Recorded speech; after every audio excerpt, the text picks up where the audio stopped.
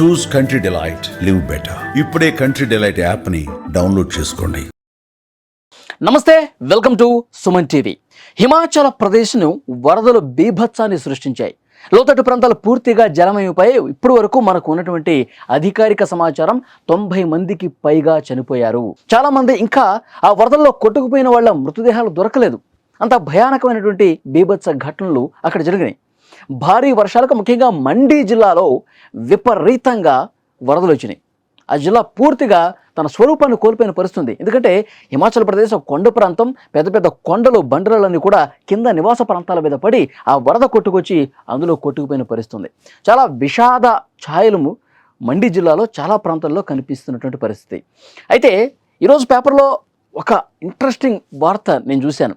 ఎందుకంటే వరదల్లో ఇంత అల్లకల్లోలం జరుగుతుంటే హిమాచల్ ప్రదేశ్లో ఒక కుక్క దాదాపు 67 మందిని కాపాడింది.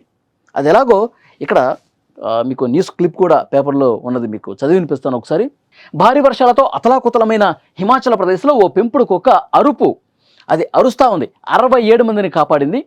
జూన్ 30న అర్ధరాత్రి సియతి అనే గ్రామంలో నరేంద్ర అనే వ్యక్తి ఇంట్లో కుక్క పెద్దగా అరవటం ప్రారంభించింది. నిద్రలేచిన నరేంద్ర నిద్రలేచి వెళ్ళి చూస్తే గోడకు పెద్ద పగుళ్ళు ఏర్పడ్డాయి. ఆ గోడ అప్పటి వరకు, అంతకు ముందు రోజు వరకు చాలా బలంగా పటిష్టంగా ఉన్న గోడ ఒక్కసారిగా కుక్క అరుపుతో లేచి చూస్తే ఏమైందిరా బాబు అని చూస్తే గోడకి పెద్ద పెద్ద పగుళ్ళు కనిపించినాయి. ఇంట్లోకి నీరు వస్తుంది. వెంటనే కుక్కతో పాటు కిందకి పరిగెత్తి అందరినీ నిద్ర లేపానని నరేంద్ర తెలిపాడు. ఈ కుక్క ఇచ్చినటువంటి అలర్ట్తో, ఆ సిగ్నల్తో వెంటనే కిందకి వెళ్ళిపోయి అక్కడ ఎవరైతే నిద్రిస్తున్నారో ఇంకా వాళ్ళందరినీ కూడా లేపాడనమాట. ఆ తర్వాత గ్రామంలోని ఇతరులను కూడా నిద్రలేపి సురక్షిత ప్రాంతాలకు వెళ్ళిపోవాలని చెప్పానన్నారు. అలా వారు వెళ్ళారో లేదో కొద్దిసేపటికి గ్రామంపై కొండ చర్యలు విరిగిపడి పూర్తిగా ఒక బేభత్సం చేసిన పరిస్థితుంది. అక్కడి నుంచి హుటాహుటిన అందరినీ నిద్ర లేపుకుంటూ వెళ్తే అది కొండ ప్రాంతం, వర్షం పడుతూ ఉంది, వరద వస్తూ ఉంది, గోడ కూడా పగుళ్ళు ఏర్పడితే ఏదో జరగబోతుంది, వరదన్నా వస్తుంది, లేకపోతే బండరాళ్ళన్నా పడే అవకాశం. ఎందుకంటే ఆ వరద వస్తుంటే పై కొండ ప్రాంతంలో ఉన్న పెద్ద పెద్ద రాళ్ళు కూడా వరద కొట్టుకొస్తాయి. అక్కడ కింద నివాస ప్రాంతాల మీద పడితే అందరూ స్మాష్ అయిపోతారు కదా. సో అట్లా ఆ కుక్క అరుపు విని ఆ పగిలినటువంటి గోడను చూసి అందరినీ ఒక్కసారిగా నిద్ర లేపాడనమాట. 67 మంది సురక్షిత ప్రాంతాలకు వెళ్ళిపోతే వాళ్ళు వెళ్ళిపోయిన కొద్దిసేపటికి పెద్ద పెద్ద బండరాళ్ళు వరదతో పాటు కొట్టుకొచ్చి కింద ఇళ్ల మీద పడి మొత్తం ధ్వంసం అయిపోయినాయి. లేదంటే 67 మంది సజీవ సమాధి అయిపోయేవాళ్ళు. ఆ బండరాళ్ళు కింద పడి పూర్తిగా ఇళ్ల మీద పడి ధ్వంసం అయిపోయి 67 మంది చనిపోయే పరిస్థితి ఉంటుంది. ఒక కుక్క అరుపు చూడండి, 27 మందిని కాపాడిన పరిస్థితి. హిమాచల్ ప్రదేశ్లో ఇలాంటి భయానక పరిస్థితులు కనిపిస్తూనే ఉంటాయి.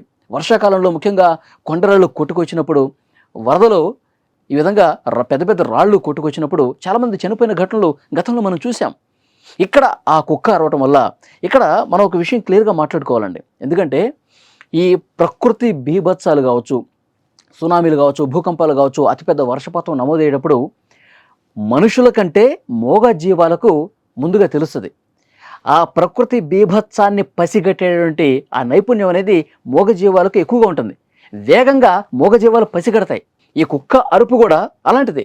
వెంటనే నరేంద్ర నిద్రలేచిన వెంటనే అతను అందరినీ, గ్రామం మొత్తం కూడా, ఆ కాలనీ మొత్తం కూడా అలర్ట్ చేసినటువంటి పరిస్థితి. 67 మంది ప్రాణాలు దక్కించుకున్నారు. మనం చాలా సందర్భాల్లో చూసాం, సునామీ వచ్చే ముందు పైన పక్షులు తిరుగుతూ ఉంటాయి, శబ్దాలు చేస్తూ ఉంటాయి. మనం చిన్నప్పుడు కూడా ఊళ్ళల్లో చూస్తే బాగా మేఘవృతం అయినప్పుడు తూనేగలు తిరుగుతూ ఉంటాయి. అంటే వర్షపాతం వస్తుంది, ప్రకృతిలో ఒక మార్పు కనిపించిందని ఒక సంకేతం పంపిస్తాయి అన్నమాట, పక్షులు కావచ్చు, జంతువులు కావచ్చు. సో డెఫినెట్గా ఈ కుక్క అరుపు అనేది ముందుగానే పసిగట్టింది, ఏదో జరగబోతోంది, ప్రకృతి విపత్తు రాబోతుందని. వెంటనే అలర్ట్ అయిన నరేంద్ర 67 మందిని నిద్రలేపి కాపాడిన పరిస్థితుంది. ఇక్కడ కుక్క 67 మందిని రక్షించింది. సో ఈ వార్త మీ అందరికీ చూపించాలనుకున్నాను. ఎందుకంటే మూగ జీవాలు ఎలాంటి పాత్ర పోషిస్తే మనుషుల ప్రాణాలు కాపాడటంలో అన్నది కూడా ఇక్కడ మనం అర్థం చేసుకోవాలి.